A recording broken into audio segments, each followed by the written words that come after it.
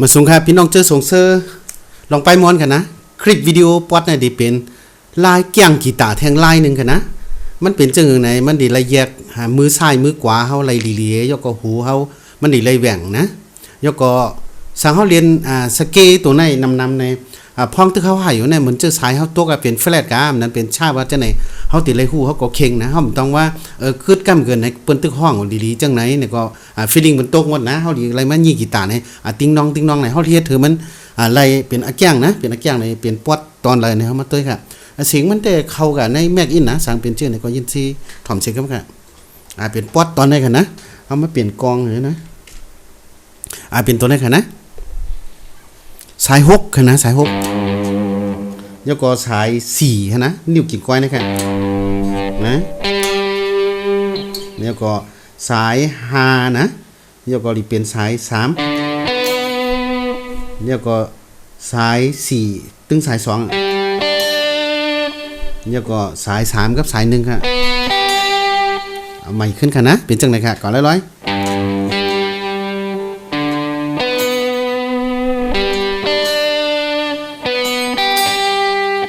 วันลงเป็นจังได๋ค่ะนี่เป็น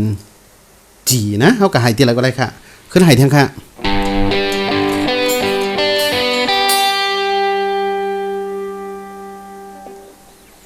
สาย6ค่ะนะสาย4ค่ะ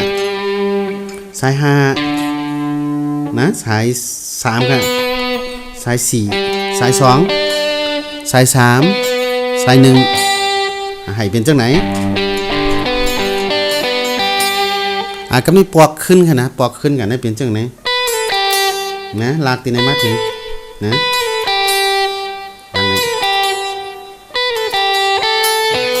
นะตีไหนสาย1สาย3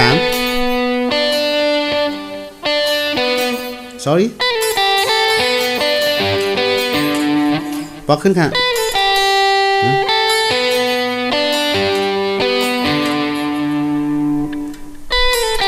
เต้นเลยค่ะ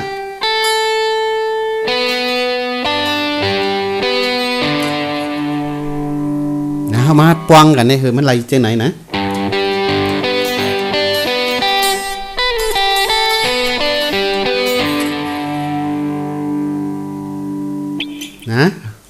เฮาก็มาให้ตั้งตีค่ายก็อะไรค่ะนะบ่ได้เฮาค่ายแต่นี่ก็เฮาให้ขึ้นลอยๆ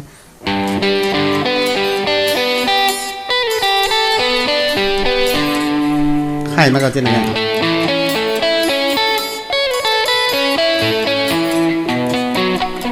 sorry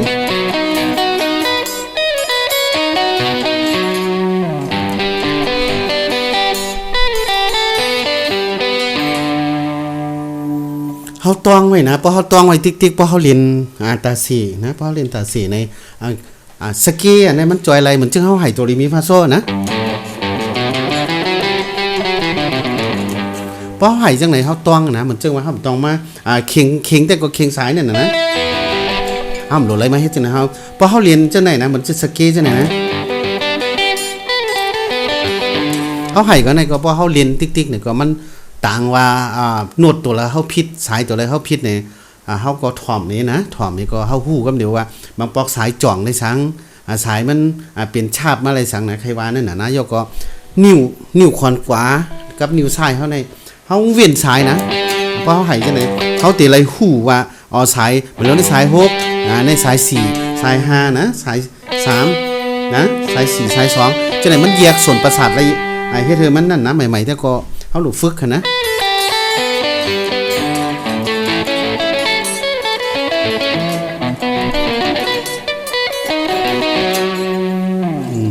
นะ